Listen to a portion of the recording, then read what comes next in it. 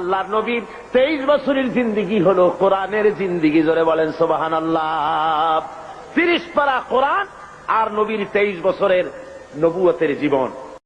হুজুর সাল্লাল্লাহু আলাইহি ওয়াসাল্লাম আল্লাহ রাব্বুল আলামিন তার প্রসঙ্গ উল্লেখ করতে গিয়ে আল্লাহ বলেছেন যে তিনি শুধুমাত্র একজন নবী ছিলেন না, সাথে সাথে নবুয়তের দায়িত্ব তিনি পালন করেছেন এবং তিনি হারাম এবং হালালের বিধান শুধু কোরআন শরীফেই করা হয়নি, মুহাম্মদ সাল্লাল্লাহু আলাইহি ওয়াসাল্লামকেও পাওয়ার দেওয়া হয়েছে হালাল এবং হারামের বিধান তিনিও নির্ধারণ করার ক্ষমতা আল্লাহ তাকেও দিয়েছেন।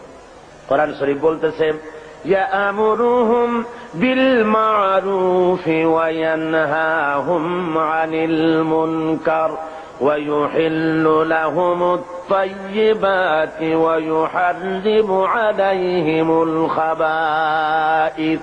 আল্লাহ রাব্বুল আলামিন বলেন তিনি মানুষকে ভালো কাজের জন্য আদেশ দেন আর মন্দ কাজ থেকে ফিরায় রাখেন, আর হালাল এবং হারাম জিনিসগুলি তিনি বেছে দেন, নির্ধারণ করে দেন।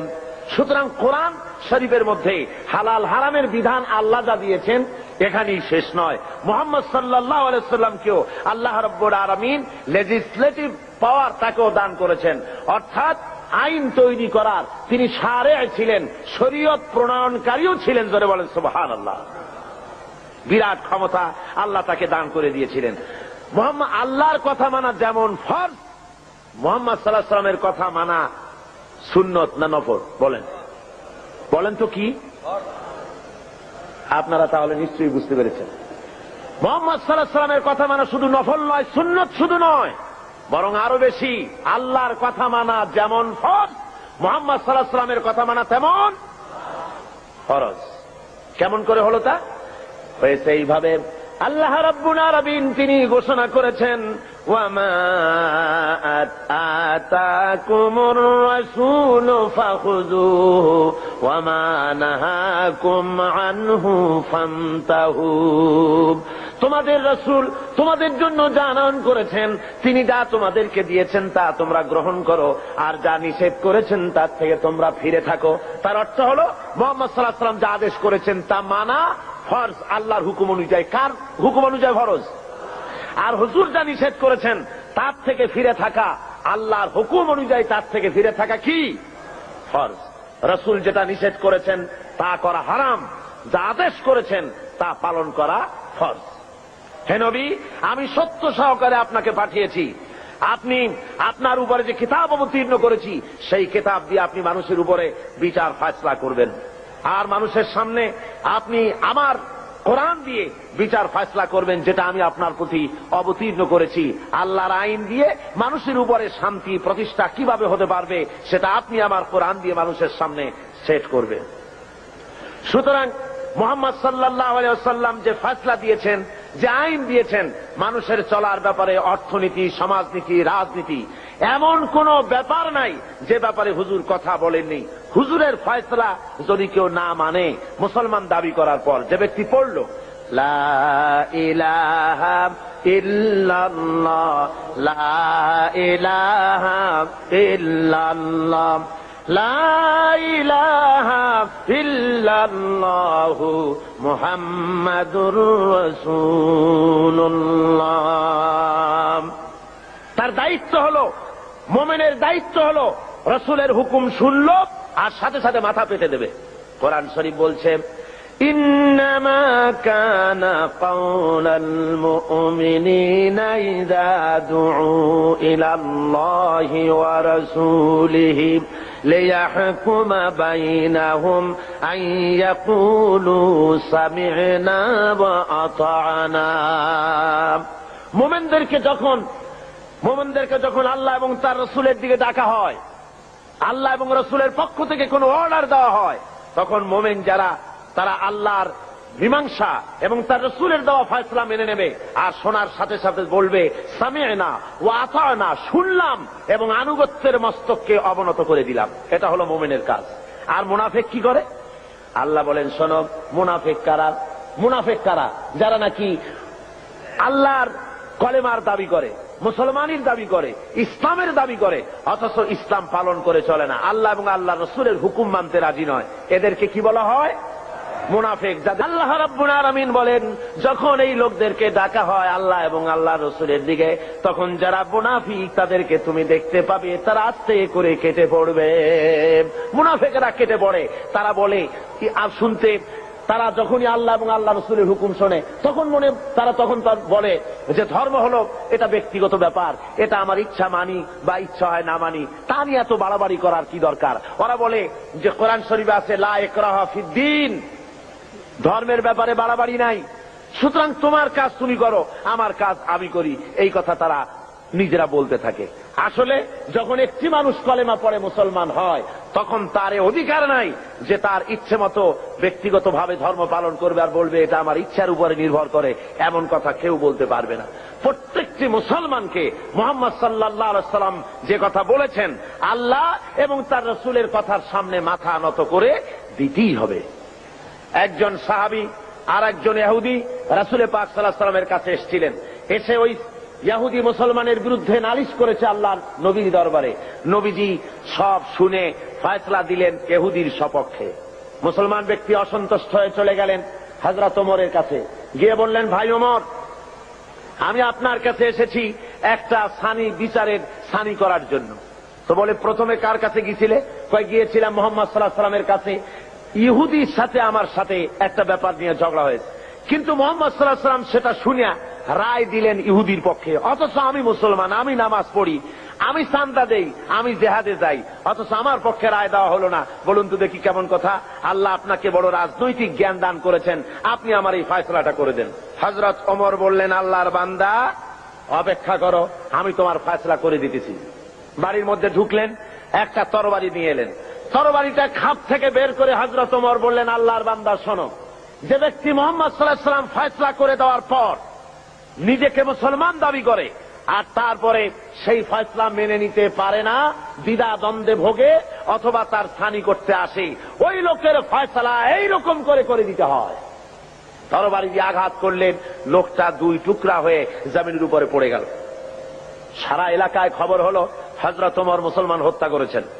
ভাইরা আমার, আল্লাহ রাব্বুল আলামিন বলে দিলেন, কোরআনে কারীমের আয়াত নাজিল হয়ে গেল, ফালা ওয়ারাব্বিকা লা ইউমিনুনা হাত্তা ইউহাক্কিমুকা ফীমা শাজারা বাইনাহুম সুম্মা লা ইয়াজিদু ফী আনফুসিহিম হারাজাম মিম্মা কাদাইত ওয়া ইউসাল্লিমু তাসলিমা। হে নবী, আপনার আল্লাহর কসম, আপনার রবের কসম, সে ব্যক্তি মুমিন নয়, সে ব্যক্তি মুমিন নয় যে ব্যক্তি আপনি ফয়সালা দেওয়ার পর, আপনি সিদ্ধান্ত দেওয়ার পর ওই সিদ্ধান্ত মেনে নিতে এতটুকুন দ্বিধা দ্বন্দ্বে ভোগে, মানতে পারে না, সন্দেহ পোষণ করে, আপনার আল্লাহর কসম সে ব্যক্তি মুমিন না। আল্লাহ রাব্বুল আলামিন জানিয়ে দিলেন, নবী গো আপনি বলে দেন হযরত ওমর কোন মুসলমান হত্যা করেনি, হযরত ওমর যাকে হত্যা করেছে সে হলো মুনাফিক। আল্লাহ সেই বিচারে খুশি হয়ে গেছেন। কলেমা পড়ার পর, মুসলমান দাবি করার পর আল্লাহর দেওয়া অর্থনীতি, সমাজনীতি, রাজনীতি যারা মানতে রাজি না, ওদেরকে এই জমিনে বসবাস করার কোন অধিকার আল্লাহ দিতে চান না। অর্থাৎ মুনাফিক হওয়া চলবে না। দুটো পথ আছে, হয় কাফের হও, না হয় মুমিন হও, মাঝখানে থাকতে পারবে না, মুনাফিক হতে পারবে না। দুই পথের যে পথে খুশি সে পথে চলে যাও, হয় ইসলামকে বাদ দাও, ইসলাম পছন্দ হয় না, আল্লাহ পছন্দ হয় না, রাসূল পছন্দ হয় না, চলে যাও, বেরিয়ে যাও। তার জিনাকার, মদখোর, বদমাশ, কলিজা কঠিন, তাই কোরআনের আওয়াজ তাদের কলিজায় পৌঁছায় না। ভাইরা আমার, সুতরাং আল্লাহ রাব্বুল আলামিন এই লোকগুলি আল্লাহ সম্পর্কে তাদের কথা হলো যে আল্লাহর আইন, এমনি মুসলমান তারা দাবি করবে কিন্তু কোরআন মানতে রাজি না। কোরআন আল্লাহর কিতাব মানবে কিন্তু কোরআনের আইন মানতে রাজি না, রাসূলের কথা মানতে রাজি না। আল্লাহ রাসূলকে ছেড়ে দিয়ে কার্ল মার্কসের গোলাম হবে, মুহাম্মদ সাল্লাল্লাহু আলাইহি ওয়াসাল্লামকে বাদ দিয়ে লেনিনের গোলাম হবে, পছন্দ হয়, কিন্তু রাসূলের গোলামি পছন্দ হয় না। যদি তাই হয় অবস্থা, তাহলে আল্লাহ নোটিশ দিয়েছেন। কি দিয়েছেন বলুন, কি দিয়েছেন? আল্লাহ রাব্বুল আলামিন বলেন, ইয়া মাশারাল জিন্নি ওয়াল ইনস, হে মানুষেরা আর হে জিনেরা, ইন ইসতাতা'তুম আন তানফুযু মিন আকতারিস সামাওয়াতি ওয়াল আরদ ফানফুযু লা তানফুযুনা ইল্লা বিসুলতান। আমার ইসলাম যদি ভালো না লাগে, আমার কোরআন যদি পছন্দ না হয়, আমার নবী যদি ভালো না লাগে, বেরিয়ে যা আমার আকাশের নিচের থেকে, আমার জমিনের উপর থেকে বেরিয়ে যা, চলে যা। ইসলাম ভালো লাগে না, রাসূল ভালো লাগে না, কোরআন ভালো লাগে না, বেরিয়ে যা। এমন দেশে যা, যদি সম্ভব করতে পারো এমন দেশে চলে যাও যেই দেশে আমার সূর্য নাই, যে দেশে আমার চাঁদ নাই, যে দেশে আমার বাতাস নাই, যে দেশে আমার পানি নাই, যে দেশে আমার অক্সিজেন নাই, এমন কোন দেশ যদি পাও সে দেশে চলে যাও। আছে নাকি এমন কোন দেশ? তোমার কালমাস যদি পৃথিবী বানিয়ে থাকে কোথাও, সেখানে বেরিয়ে যাও। লেনিন যদি কোন ভূখণ্ড তৈরি করে থাকে, সেখানে চলে যাও। আল্লাহর আকাশের নিচে, আল্লাহর জমিনের উপরে বাস করবা, আল্লাহর দেওয়া পানি খাবা, আল্লাহর বাতাস দিয়ে অক্সিজেন গ্রহণ করবে, আল্লাহর জমিনের ধান খাবে, আল্লাহর গাভীর দুধ খাবে, আর কালমার শের গোলামি হতে পারে যদি বলুন পারে।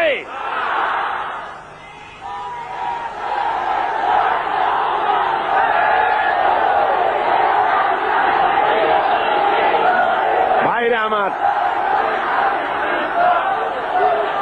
রাসূলে পাক, রাসূলে পাক জোরে বলেন সাল্লাল্লাহু আলাইহি ওয়াসাল্লাম স্পষ্টভাবে ঘোষণা করেছেন, লা ইউমিনু আহাদুকুম হাত্তা ইয়াকুনা হাওয়াহু তাবআন লিমা জিতু বিহি। আল্লাহর কসম, তোমাদের মধ্যে কেউ ঈমানদার হতে পারবে না। কে বলতেছেন? আল্লাহ রাসূল বলছেন, তোমাদের ভিতরে কেউ ঈমানদার হতে পারবে না ততক্ষণ পর্যন্ত, যতক্ষণ পর্যন্ত তারা নিজেদের প্রবৃত্তি কর্তৃক পরিচালিত হতে থাকবে এবং আমি যে জিনিস নিয়ে এসেছি তার অনুসরণকারী না হবে, ততক্ষণ পর্যন্ত মুমিন হতে পারবে না। আমি যা এনেছি আল্লাহর কাছে থেকে সেটা অনুসরণ করা লাগবে। আমি যে অর্থনীতি দিয়েছি, রাসূল যে অর্থনীতি দিয়েছেন, ওয়া মা আরসালনা মির রাসূলিন ইল্লা লিইউতাআ বিইذনিল্লাহ।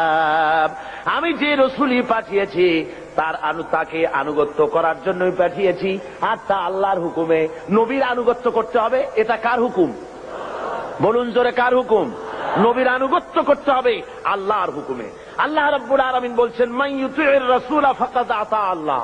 যে ব্যক্তি রাসূলের আনুগত্য করলো সে আল্লাহর আনুগত্য করলো। যে রাসূলের আনুগত্য করলো সে কার আনুগত্য করলো? আল্লাহ রাব্বুল আলামিনের। সুতরাং প্রত্যেকটি মুসলমানকে তার ব্যক্তি, পরিবার, সমাজ ও রাষ্ট্রে জীবনের সকল দিক ও বিভাগে একমাত্র তাকে আইন মেনে চলতে হবে। কার? আল্লাহ এবং তার রাসূলে পাক সাল্লাল্লাহু আলাইহি ওয়াসাল্লামের পথ তাকে অনুসরণ করে চলতে হবে। এই জন্য আল্লাহ বলছেন, আতিউল্লাহ ওয়া আতিউর রাসূল। তোমরা আল্লাহর, কুল আতিউল্লাহ ওয়ার রাসূল, আল্লাহ এবং রাসূলের আনুগত্য করো। তোমার জীবনের মুক্তি এই পথে, এই পথ ছাড়া তোমার জীবনের আর কোনো মুক্তি হতে পারে না। আজকে মানুষের জন্য অর্থনৈতিক মুক্তি, লোকেরা মনে করে ইসলাম হলো একটি ধর্ম মাত্র। ইসলাম কি শুধুমাত্র একটি ধর্ম? এই কথা ছড়ানো হচ্ছে তথাকথিত প্রগতবাদী, নাস্তিক্যবাদীর ধ্বজাধারীরা। তারা চতুর্দিকে ছড়াচ্ছে ইসলাম হলো শুধুমাত্র একটি ধর্ম, এতে আছে শুধু নামাজ, রোজা, হজ, যাকাতের কথা, অর্থনৈতিক কোনো বক্তব্য নাই। সুতরাং ধর্মের দিক থেকে আমরা নামাজ রোজা ঠিকই করবো আল্লাহর, কিন্তু অর্থনৈতিক মুক্তির জন্য কার্ল মার্কসের কাছে যাওয়া ছাড়া আমাদের কোনো পথ নাই, সমাজতন্ত্র করা ছাড়া কোনো পথ নাই। এই কথা তারা বলে বেড়াচ্ছে এবং আমাদের যুবকদেরকে তারা সর্বনাশ করতেছে। বলুন ঠিক কিনা?